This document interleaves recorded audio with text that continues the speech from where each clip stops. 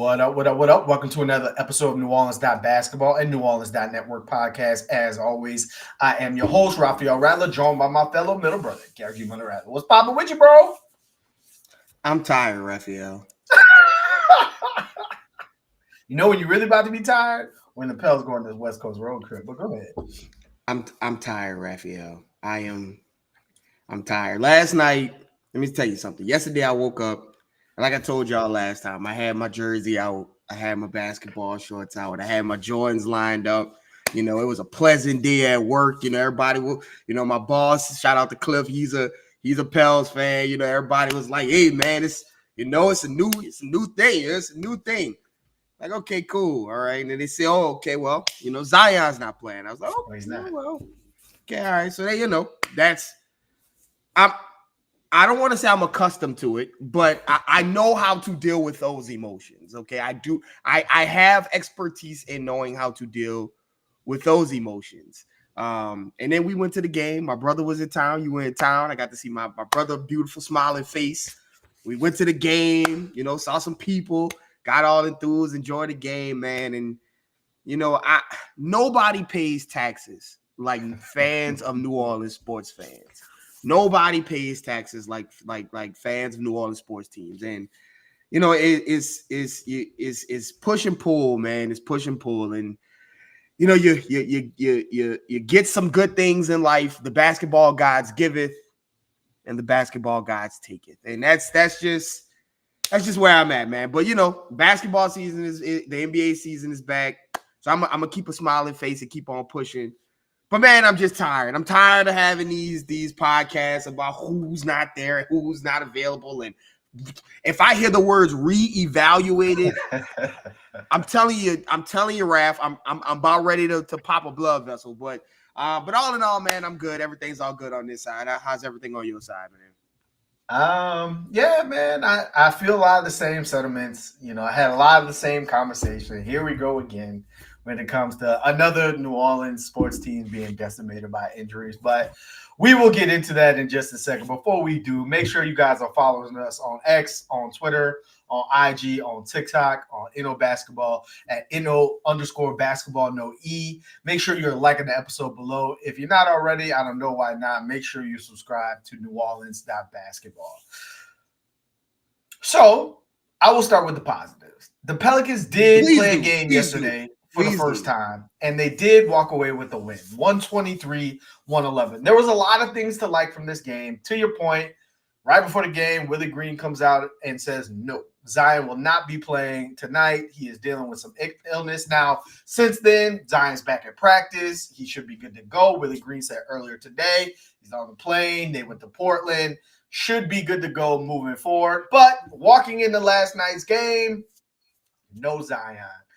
You also had no Trey Murphy, who, to your point, will be reevaluated in 2 weeks from his hamstrings injuries to see when he can get back on the court. But all in all, from the beginning to the end, the Pelicans played a really good game last night versus the Chicago Bulls. And Lonzo Ball's return to the Smoothie King Center, and EJ Liddell's return to the Smoothie King Center, and the fans returned to the Smoothie King Center for the season.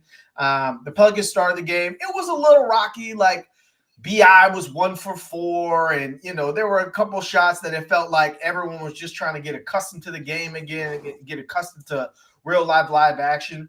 But in that second quarter, when the second line did their thing and brought the energy, ever since then, the Pelicans kind of responded back, and they came out with a really strong third quarter, which you've seen them do inconsistently, but at times over the past couple of years, and you've seen them kind of put their foot on the Bulls' neck to start the third. Brandon Ingram especially, we'll get into him, but all in all, when you look at this game in totality, 10 blocks and 15 steals is ridiculous. That's a stat that, again, has not been accomplished, I think, 6 times in NBA history. Like it's a ridiculous stat that, again, shows you a little bit of a glimpse of what the Pelicans can be from a defensive perspective. The defense was suffocating, but the thing I love the most, 37 threes up, 29 assists. The ball was moving around. They lost the rebounding battle, but you didn't feel it throughout the course of the game. And so, again, our keys to the game was get 43s up and get 30 assists. They got close. But what did you see from this game, and what did you see from the Pelicans team that, even though we'll get to that injury part, you were enthused about just by seeing, what new they have offered to the season? Yeah, so when we were sitting and watching the game, and I went into the stats and I was looking, they were at what I think at that point, like I think 14 threes at that point when we looked at that, and it was like 6 minutes to go in the second quarter, and I tweeted, I said, man, if you get to 20 before half, you might move me, you might move me, and they did. I think they got to like 22 or something before the half. So again, the focus and the determination to shoot the three ball is there, right? Obviously, the Celtics shot 60 something. That's one side of the spectrum. And again, this team has a lot of guys who like to score in different ways, right? They're just not all 3-point bombarders. So you don't expect them to get the 60, right? That's pie in the sky type stuff. But 43 pointers a game is something that you should be able to get to relatively easy if you just put that effort into it. You saw them get fairly close to it. That's something that I want to see continue on, something that I want to see be part of this shot diet for this team, especially even when Zion and Trey, and especially when Trey get back. There should be more generation of threes, because how the threes were being generated, right? It wasn't just walk up and shoot the first contested three, although CJ McCollum did do that a couple of times. But that's just CJ. That's what CJ does. But for the most part, it was off drives. It was off ball movement. It was off actions. It was plays ran for Jordan Hawkins. It was things like that, like in the flow of the game, 3-pointers. And so, if that's something that the Pelicans can continue to go on and push on, I think that's something that'll help them and help them get to these offensive numbers where they want to get to. Obviously, you spoke about the rebounding situation and being out rebounded. Listen, Vooch is a dog on the boards, is what he does. But I think the Pelicans were making a lot of shots in that second half, and so it was trying to get them to get rebounds. I understand why the numbers were a bit skewed, because again, once Zach LaVine starts shooting threes and pulling up from the timeline and things, that's just something he's going to continue to do. And you saw him shoot and shoot and shoot. And so I think the Pelicans, like I talked about a couple of pods ago, they have good rebounding by position, right? You saw Dejounte get in there for rebounding. When Zion gets in there, he's going to be rebounded. But you saw Brandon Ingram go for rebounds. What's up, Slade? You saw B.I. hit the boards and play more physical. You're going to need positional rebounding. Jordan Hawkins is a good rebounder. Javonte Green getting into the mix. Things like that. All of those guys are good positional rebounders. And so you want to see them get in and continue to get into the mix and continue to hit the boards. But one thing, obviously, what you talked about, the stocks, man. I mean, the pressure that the Pelicans were putting on the Bulls, both at the rim, both on the perimeter, that is the kind of hellacious defense that will get you in spots where you can get easy buckets, and it doesn't have to be facing a set defense all the time. How many leak out buckets did we see from Javonte Green, from Jordan Hawkins? Just guys just being athletic and running out to open loose balls and things like that. And so those are the type of things that you want to see from the team. And obviously with blocks and for a team without a center, I understand that the team doesn't have a center. They don't have a center. For a team without a they had 10 blocks, which if the team with no center is getting 10 blocks, maybe more teams should play without centers so that they can get 10 blocks as well. I don't know, but the team without a center got 10 blocks yesterday, and I just don't understand how that go. The team without a center got 10 blocks without Zion and Trey Murphy playing, who are relatively athletic people, I would like to say. And so I think just the commitment to the defensive side, causing those turnovers, doing things like that, that's going to be super important for this team to get easy buckets, because they have so many athletic guys and so many guys that can fill it up in so many different ways. You want to get them in transition. You want to get them easy buckets. And fifth, having that many stocks will do that for you. Right. And a big component of what led to a lot of those stocks and a lot of those breakout runs was Dejounte Murray. He was very much in the pass lane. He was very much making it difficult on the Bulls guard. Kobe White was atrocious last night, and we know what Kobe White could do based off the way he played against the Pelicans last year. And you just saw a different level. It was refreshing to not only see the lack of drop coverage from the center, but it was also refreshing to see, all right, Herb's on, the Zach LaVine assignment this quarter, but Dejounte is over here locking them up. Yeah. Late in the game, Dejounte Murray hurts his hand. We vaguely saw it, and we saw him get assistance to get up from and not want to use his hand. He played through the game. Then shortly after the game, it's announced that he fractured a bone in his hand, and he'll be out probably the next 6 to 8 weeks, if I had to hypothesize. Dejounte didn't have a great shooting night, but his presence was felt. You could tell, like Brandon Ingram talked about it after the game, that it just felt so much easier for him because he was being put in position to succeed by a point guard on the floor. Yves Missi was a benefactor of constant pick and roll lobs at the rim that, again, you just haven't seen on this team for years and years and years, maybe since like Lonzo and maybe even before that, like Chris Paul. Like, it's just been missing from this team, and you saw it in the first game, and then now it's taken away for some time. So talk to me about, how the Pelicans can either adjust from this or figure out a way to grow from this. Obviously, they know how to play without Dejounte. They've been doing it as a collective unit for the past couple of years, but like I told you before the game, this was the reason when you heard Zion wasn't playing and Trey wasn't playing. This is the reason, part of the reason why you brought Dejounte Murray in, because you know that your two stars are frequently unavailable, right? And so you needed another player who, if they weren't available, could come in and fill it up and also create buckets for other people to get scores in other ways. Well, now you're taking him out the lineup for the foreseeable future. And Trey's already out the lineup for the foreseeable future. So what do the Pelicans do from an adjustment standpoint? How do they still generate a cohesive offense moving forward? Well, first thing first, I want to give Dejounte a ton of flowers. First of all, dealing with a personal tragedy and dealing with the things that he did, and then being able to fly back and get on the floor.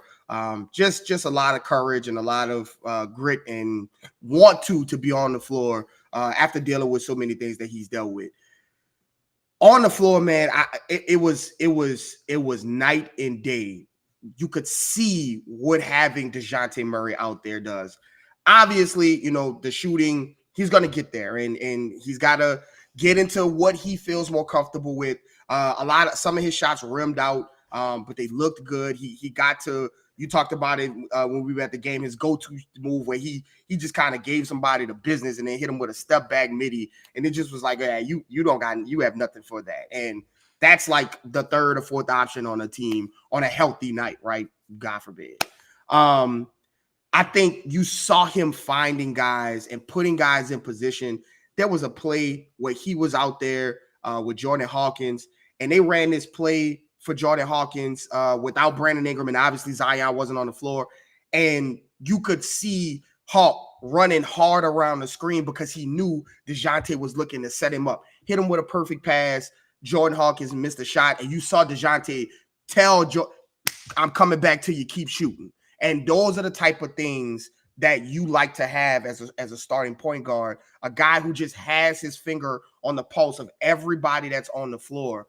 And I mean, Yves was really good last night, but he was accentuated by Dejounte Murray's, number one, his ability and willingness to go into the pick and roll action, get his defender on his hip, and then always have the dual threat of a lob or a floater, right? Or the mid-range pull-up. So he's a triple threat option in a pick and roll, which is you don't really get that a lot from a lot of players. And when you have a lob threat like Yves out there, and God forbid when Zion, if he and Zion ever could get on the floor together, I think like that is just a weapon in of itself for Dejounte.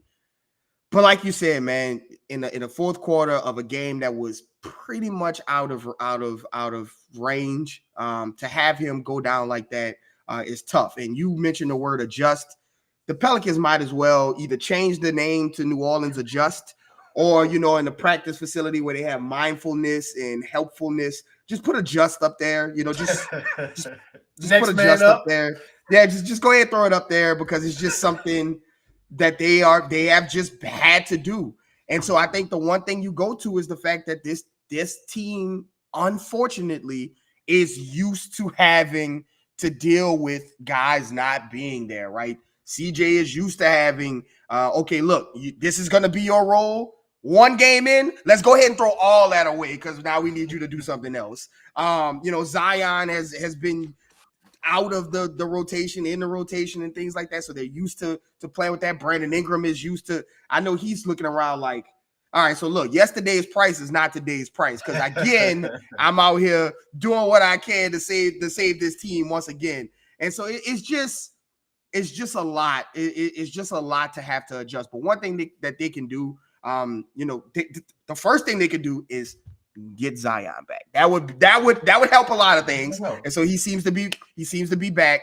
And so it seems to be, he, like Willie Green says, ready to go. So having him back will make things a lot more tolerable in that situation. I think you're going to see a lot of point Zion now. And I think you're going to see Zion and Brandon Ingram kind of have to tap into some of the playmaking.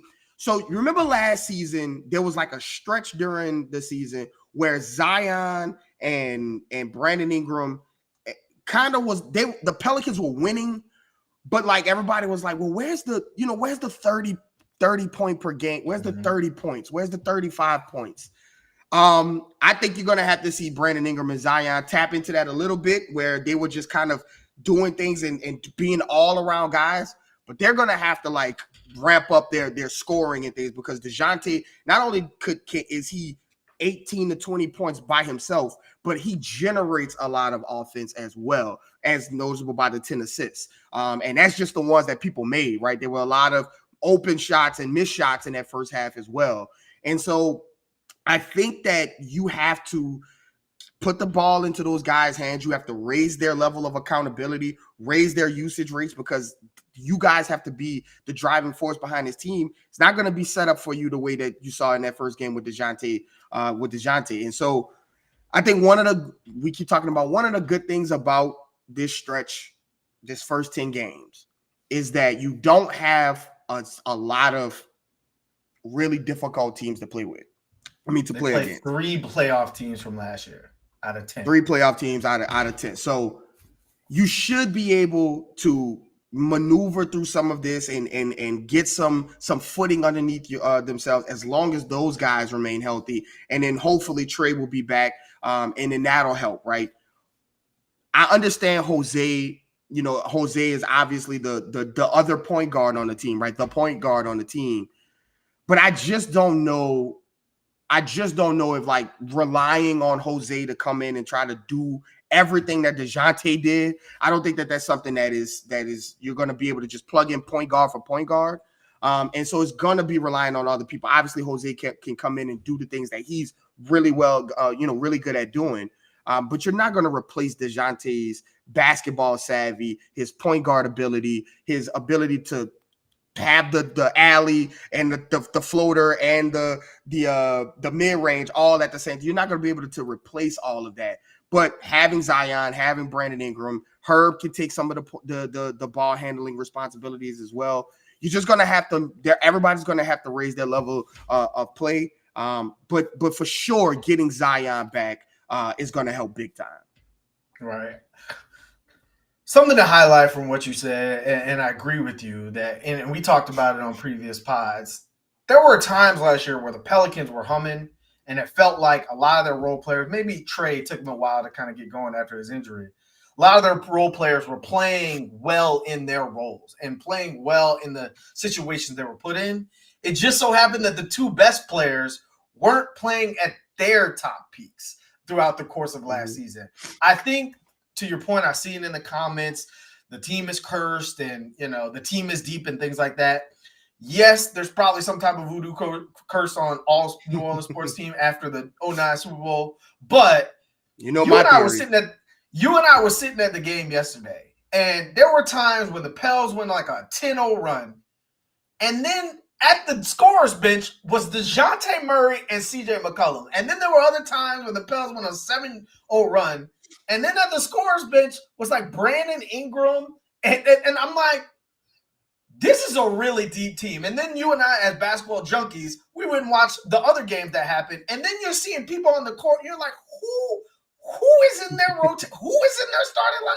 The Pelicans have a super deep team. And I think the difference between this year and last year, in which, again, they didn't have Dejounte Murray on the team last year and they still won 49 games, is that I think you're getting a different level Brandon Ingram, which you saw so far, and we'll get into in just a second. But whenever Zion gets on the court, which hopefully is tomorrow, I think you're getting a different level of Zion too. And if you have those two players both playing at elevated levels, but then also playing at elevated levels together, because that's the biggest thing we've never really seen out of Brandon Ingram and Zion. They're working off each other's gravity and them making each other better versus, all right, BI's going off and Zion's going off. But they're like, well, what do we do when it's Zion and BI and they're working together and everybody else is shooting threes around them and Yves is dunking on everybody at the rim? You haven't seen that yet. And that's what I'm most excited about. And to be honest, that's what's going to get the Pelicans through this stretch where DeJounte's out and Trey's out as well. And so Willie Green talked a lot this offseason about matchups, and we need to figure out who plays well with who on the court. I think a lot of that in some of the preseason stuff was figuring out, okay, when we don't have one guy, when we don't have two guys, what lineups can we throw out there that are going to produce and they're going to perform well together? And so I think that they were preparing because they know from history tells you that your best players are not going to be available. But yesterday, Brandon Ingram was available, and he played the way that you expect a player who went through a tumultuous offseason where he was told he's not good enough. He was told nobody wants to trade for. He was told that he's not a max player. He was told X, Y, or Z, and watch trade get $28 million a year. All of those things happened. And to start this game, again, it came out a little rocky, but you could tell he was in control. And when Brandon Ingram's in control, there's a different level of play that you expect from him. And whether it's him forcing a shot or just getting to the spots that he wanted to get to, you could tell that this is a player who went into the offseason and worked on these things. And also, you could tell that this was a coaching staff that said, how do we get easier looks for Brandon Ingram? How do we put him in more positions to succeed? You saw him posted up more on smaller defenders. You saw him coming off picks and shooting over smaller defenders. You saw him using his three-level scoring prowess to score at all three levels versus just the mid-range. And not only that, you saw his effort on the defensive end. And that's something that, again, has been on and off for him over the course of his career. But that's an area that I think he can be a plus defender in with his length and size. You saw him deflecting shots. You saw him deflecting passes. You saw all of those pieces of his game kind of come together on a night when they need to. So what did you see from Brandon Ingram that gives you encouragement that, again, they'll be able to weather this storm? My favorite thing that I saw from Brandon Ingram last night was exactly what you said, but in a different way to look about it. He was getting to the spots he wanted, right? But, man, some of the spots he wanted was behind the three-point line. And there were two plays in particular where he waved everybody off and told Yves, come here, set this screen right here, and literally dribbled into a walk-up three that was cash money. I mean, it didn't even touch the rim. And he shot it, and it was this is money. Like it was, he knew it was going in. Green bean. That level of confidence from Brandon Ingram where he can get to, because he can get to whatever spot he wants, whether it's because he's so tall, because he's so his handle is there, because he's so talented. But when the places that he wants to go starts to include dribble up, pull up threes off of screens, pull up threes on fast breaks and things like that, where he's confident like that, I mean, that he becomes virtually unguardable, because if you pull up on him, if you pull up and step up on that 3-point line, he's going around you, and that 6'10", 7-foot wingspan is in the hoop already before you can even react. And if you're dropping back and he's showing you, I mean, Yves Missi set the screen on Josh Giddey.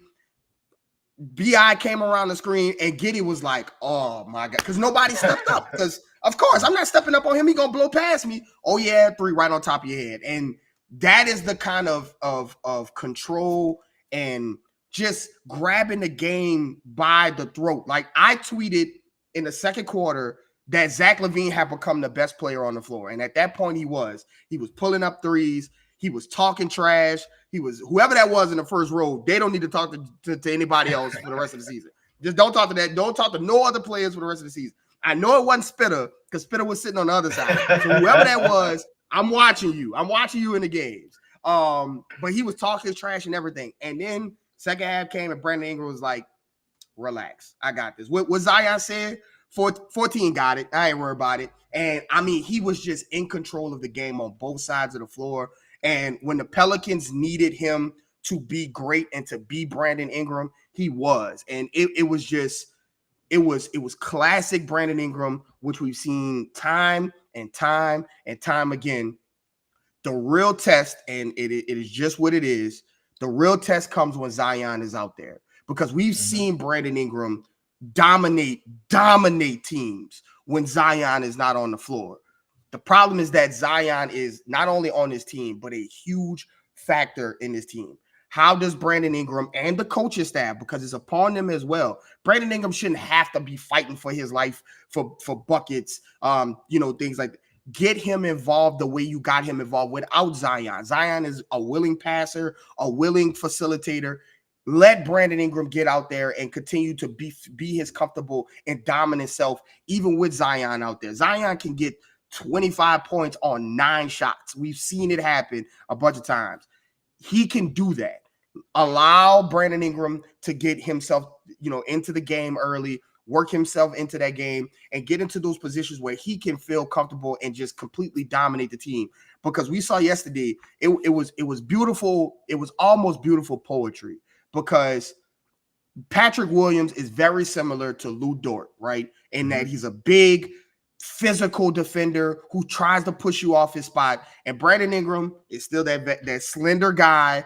But coming into this game, it was like, okay, you're back at home, first time in front of the home crowd, back at the crib, first game since those playoff games with a stout defender who probably should be guarding Zion, but Zion isn't out there. And so what are you gonna do?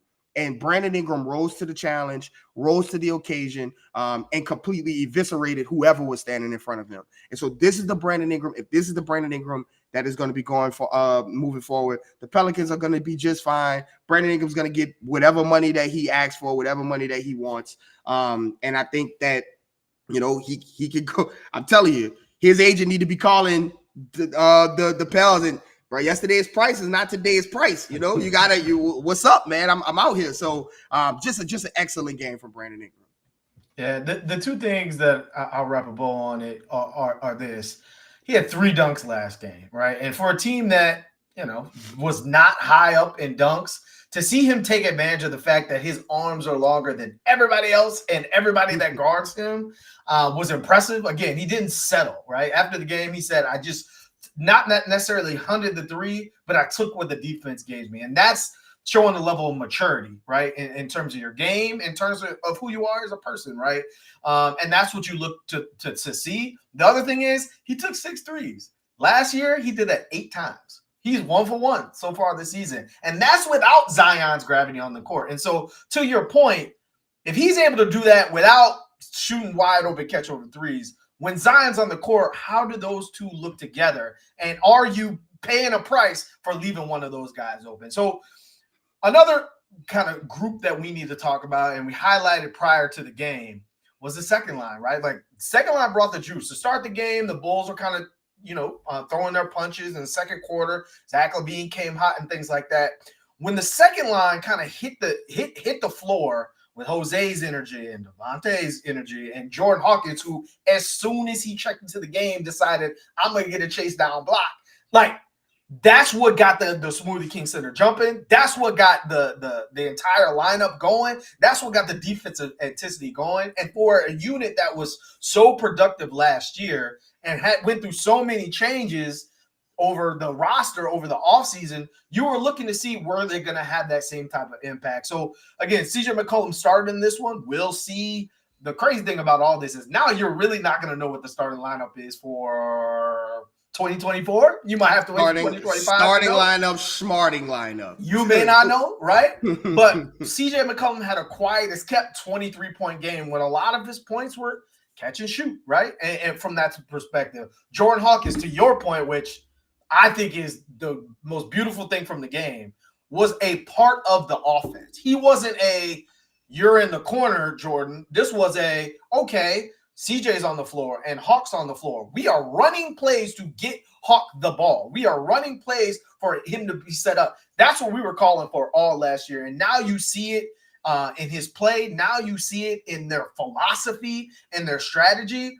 But the player we kind of got to talk about is Javonte Green.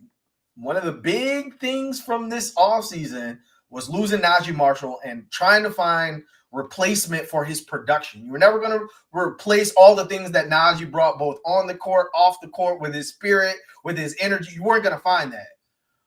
But Javonte Green looked pretty damn good, Garrick. What did you see from the second line? What did you see from this group that makes you think they can be a top bench unit yet again? I saw 5 steals from Javonte Green off the bench. I mean, listen, the knife, he about to get on TV right now. The Spurs and the Mavs about to play. Shout out to the knife, man. But I mean, Javonte feels like if Najee took like a study break. Like he just, okay, I got to study. Like I got to get all the quiet. I need some focus. Like if he listened to the Calm app, like it would be Javonte Green. I like it. I told you from the get-go that he was going to be a Willie Green guy. Like he is literally everything you want, right? Low maintenance, nose to the grind, defensive kind of guy, but can get out and do some things on the offensive side, has a little on the ball juice as well. So like he is that type of guy. And I knew soon as I saw the Pelicans, I'm like, oh, that Willie Green might make him 6-man. Like that is the type of guy. But you see why he would trust a guy like that. A guy just come in and do what he does. And listen, he got 5 steals off the bench, and he wasn't even the most impressive person off the bench. Like not even the second most impressive person, because Jordan Hawkins was in there just doing whatever. So we've talked about how Jordan Hawkins is like one of our favorite players on the team because of his brash confidence and he feels like he's too young to know better. But he's still like old enough to be contributing to a team that's ready to play now. The thing that I love about Jordan Hawkins is that he is always running. He is never walking around, just standing around. My favorite play, we how many times last year we saw Najee and Jose kind of Dudley boys the game and get the Pelicans back in the game, as something to that nature. Well, Javonte Green and Jordan Hawkins kind of like Jeff Hardy, Matt Hardy boy last night when they Javonte got to that loose ball, chased it all the way before he got out, and Jordan Hawkins just would not stop running, would not stop hustling, and ended up getting a dunk out of it. Those are the type of things he's always running on the offensive side of the ball, and people are always trying to figure out where he is because he's hunting the three-point line. And when you have a guy that's willing to hunt the three-point line in constant motion so that the team, like the defense can never rest, but you have a Brandon Ingram, you have a Zion, you have Dejounte looking for him, that's just a weapon in of itself. We called for it last year, how Jordan Hawkins can be an offense in of itself, not for a whole game, not for a stretch, but he could be for a whole game if you saw against the Mavs. Right. But for stretches of the game, you can run pin downs for Jordan Hawkins. You can run double screens for Jordan Hawkins. You can use Hawk as a decoy, right? Like, because he's guarded as a 5-alarm fire. He was out there just running and cutting and getting around screens and hunting the three-point line. And that kind of hustle, it always repays itself back. The basketball guys always smile on hustle plays. And so that allowed him to get open for threes, for pull-up jump shots. He hit a bunch of big shots. Like the Bulls were trying to make a little, here comes Jordan Hawkins making a pull-up three. And so we're talking about movement shooting. This guy went up and almost blocked that with his elbow. Like movement shooters aren't supposed. Your Kyle Korver is not supposed to do that. Your Duncan Robinson is not supposed to do that. But here we are with Jordan Hawkins being one of the most athletic people on the team and also being one of the best shooters on the team. And so, again, you talk about how great he was, and you still got to say that he wasn't the best person off the bench because Yves Missi looks like the perfect hand and glove fit for the Pelicans, for this team. And so, I mean, just the bench played so well. The second line played so well, last night. They really lifted this team up when they needed them the most. And I think that they played a very complimentary game to the starters, to the guys who you are going to rely on for a game, for the majority of your offense and to carry this team.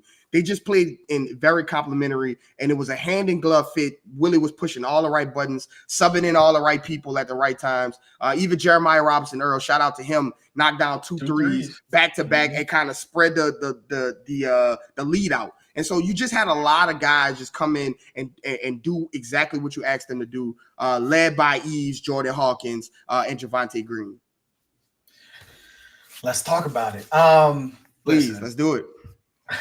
It wasn't the 12 points. It wasn't the 7 rebounds. It wasn't the 3 blocks. It wasn't the assist. It wasn't the assist to Herb with no time on the shot clock for Herb to hit a buzzer. What a play.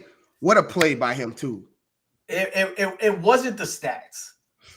When you saw him on the court, it was the presence that Yves brings. It was the fact that immediately, this was a guy who was touted as being raw. Again, very similar to Jackson Hayes, where he hadn't played a whole lot of basketball prior to college. He got the label of being raw. But the difference, and we talked about it all summer long, is like you saw constant progression in the things that Yves was doing, even in college. Then you saw it in the summer league, and then you saw in the preseason, he got better every single game. And they've been saying it all season long. Willie Green has said it. Brandon Ingram said it every game. He learns quickly. In the preseason, all he did was foul. Got 5 fouls in the first game. The second game, didn't foul as much. Third game, didn't foul as much. You get to the first game of your NBA career, and from a country that you are not from, and he had 1 foul and 3 blocks. And I can't tell you how many shots the Bulls didn't take just because Yves happened to be in the area. That is exactly what the Pelicans need out of a starting center. Someone that people fear every time they get to the basket, and someone that people fear that, hey, I got to throw all 11 players and the 30,000 people in my arena to stop Zion. Oh, wait, someone is dunking on my head because they just threw an alley-oop. This is exactly what you needed from a center. And the fact that he was able to compete and stay on the floor versus Vucevic, who's a very good offensive player, it was obvious when he was in versus when he was not. This was a player who was playing in the fourth quarter of a game in his rookie contest, who's coached by Willie Green, who doesn't play rookie. I talked to you this offseason. All the things that Yves does well today are things that fall into Willie Green's camp. And so it was a matter of time before he was in the rotation. And I'll do you one better. The clock is ticking before this young man starts. There's no reason why you can't throw him and just see what happens. Let him fail. Let him go through his lumps. But from what I see, this could be the guy. This could be the Derek Lively that the Pelicans have been looking for. What did you see from Yves Missi in his NBA debut? Yeah, he was incredible, man. He was incredible. I tweeted about it. Even the made layups that the Bulls were making. I mean, Yves was there. Like, he was there, and they had to make incredible layups. And these are the things that, see, So when you talk about transferable skills, right, from college to the pros, there are things, and obviously, we talk about stats not being the end all be all. There's context behind a lot of numbers, context behind things. But things that you do in college, that there are things that can be done in college that transfer over. When Steph Curry was pulling up from the timeline in college, the court don't change, right? And so, like, if you could probably shoot from the timeline at a historical pace in college, you're probably going to be a decent shooter in the NBA, right? Because, like, those are transferable. When you look at people who get a lot of steals in college, right? Like, Herb got a lot of steals in college. You get a lot of steals in the NBA, right? That's transferable, right? You play defense in college, you're probably a decent, good defender in the NBA. Blocks is one of those things where you can say, okay, how many blocks did this person have? It's not like you got to go do some calculations, and it's not like, some of these other stats where you see like the EPM and the LeBron stat and the Wilt. You can say, how many blocks did that guy have? Okay, he had that many blocks. That is a stat, a quantifiable stat. And so when you look at what he did in college, you're like, oh, he blocked a lot of shots. And then you come to the NBA like, oh, he blocked a lot of shots. It's like, I mean, yeah, yeah. And so those type of, the way he was attacking the defensive glass and shots, that's how you build a reputation, for guys. And you saw it earlier, like while he was playing, people were like, we talk about basketball being played in windows. If you can make that guard turn after he turns that corner, if you can make him say, okay, instead of going straight up for the layup, I got to look over my shoulder. Just that little look gets Dejounte back into play, gets Herb back into play, gets Brandon Ingram back into play, or gives Yves enough time to come over and put that on Dave Dixon drive. And you saw it time and time again. And so if he's going to come in and play with this amount of force and this amount of energy on the defensive side of the ball, and then you turn around and watch him rim run. There was a play last night where he ran like a pick and roll with Brandon Ingram, and Brandon Ingram hit him on like a drop pass, and he, Yves fumbled it out of bounds, and he went to BI and he said, throw it up next time. Though that's the kind of things that's going to come with your playing with your superstar. I can't wait to see Zion draw two and realize he doesn't have to try to wrap around pass to Steven Adams or the JV. He could just throw it at the top of the backboard, and Yves going to be in the dunker spot to go get it. But playing with Zion, playing with Brandon Ingram, you already saw the chemistry with, I think him and Dejounte, when Dejounte gets back, him and Dejounte need to play a lot of minutes together because they already have some chemistry, because Dejounte had that chemistry with Clint Capella in Atlanta, with Onyeka Okongwu in Atlanta. He knows how to play that yo-yo game in the pick and roll with the lob threat. And so that is something that he can run with Dejounte very well. But he just has a youthful, athletic, dominant athletic energy. He's like top of whatever as far as athletic centers in the NBA already. You could see it, the way he jumps, the way he moves, the way he runs. And so, listen, Vooch is not Nikola Jokic. He's not Joel Embiid. But he is a 2010 guy if you feed it to him and let him go. And, I mean, Yves did his thing against him, and Daniel Tice as well. You saw him smack two shots back to back and just send the Smoothie King Center into a frenzy. You would think that Taylor Swift was performing in there that night after that. But it just Yves looks like the type of guy that fits like a puzzle piece, hand in glove, right into this Pelicans lineup. Does everything you want him to do. Not a high maintenance offensive guy, but can do some things on the offensive end and give you a different, perspective. And to say he's a raw player, that pass to Herb in the corner, how many times can you expect a rookie raw big man with the game, with the clock going down, going into the half, to either be excited and throw up some BS or to turn the ball over and fumble? Yves got a loose ball, turn around, found Herb, delivered a nice, perfect, easy pass to right in the shooting pocket. That is IQ. That is a guy knowing time, situation, and where his guys are. And as he continues to play and develop and gain some more chemistry and gain some more on-court synergy with these guys. I think, like you say, I think it's going to be a matter of time. We saw this between the Mavs and Daniel Gafford and Derek Lively. It took Jason Kidd to the second half to realize, yeah, we probably need to start that guy, the rookie.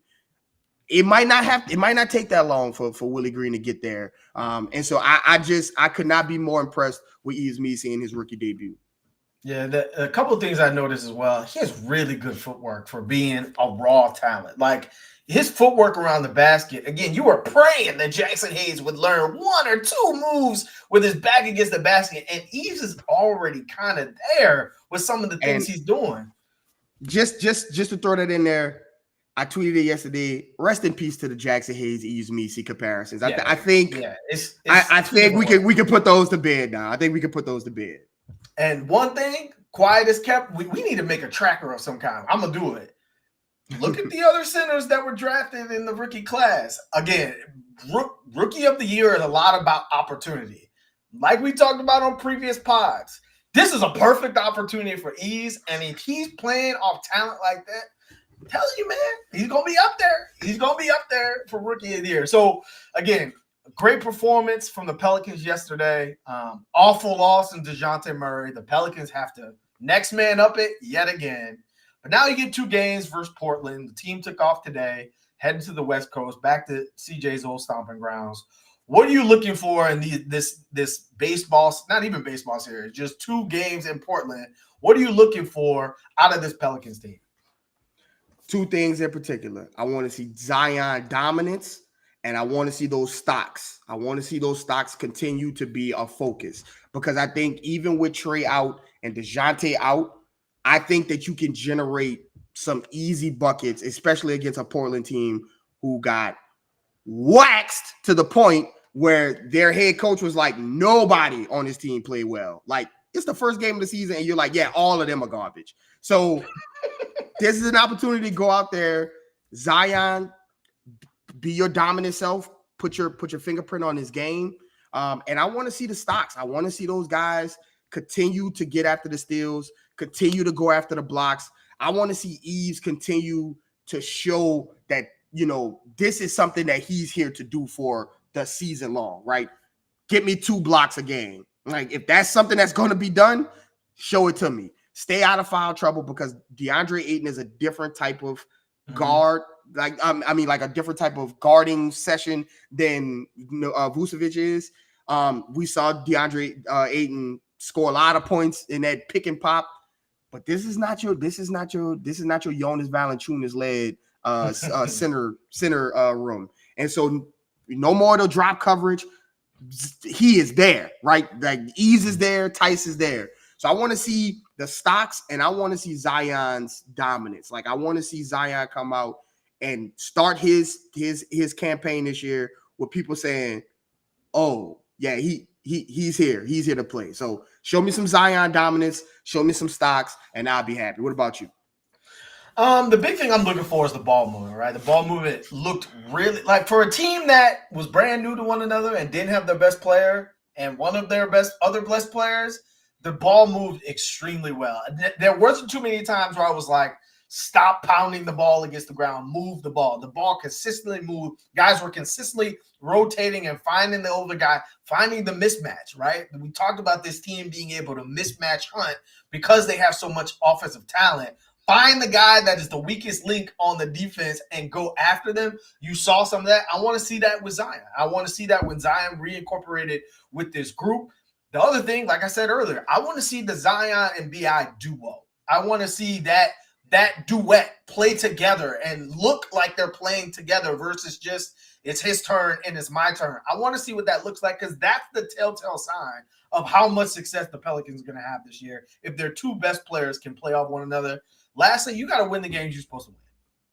This is a game, both of them, that you should win. In a loaded West, you can't afford to be dropping games to teams like Portland early in the season, because just last year, if you would have won one more game, Zion never plays in a play-in game. And who knows what happens after that. And so take care of the ones that you can early. CJ McCollum preaches on this over and over and over again. You have to beat the under 500s. You got to beat the tanking teams. You got to beat the sad teams. Portland happens to be all three of those things. So you have to get both of these wins going into a matchup versus Golden State.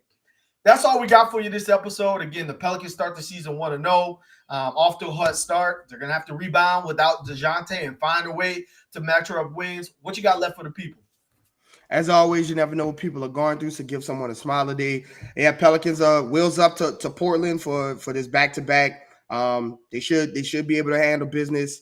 But yeah, I'm going to be interested to see what Zion looks like in his first game. We've heard all the stories about, he's locked in, and this is the ball is now rolling on the floor. These the ones that count. Let's get off to a good start. So with that being said, follow myself at Garrick_Rattler. Follow my brother at Raphael_Rattler. Follow the page at NO_basketball no E. That's on Twitter, Instagram, wherever you get your socials. Most importantly, subscribe to New Orleans.network, New Orleans.basketball. Like the episode, and we'll see you guys next time.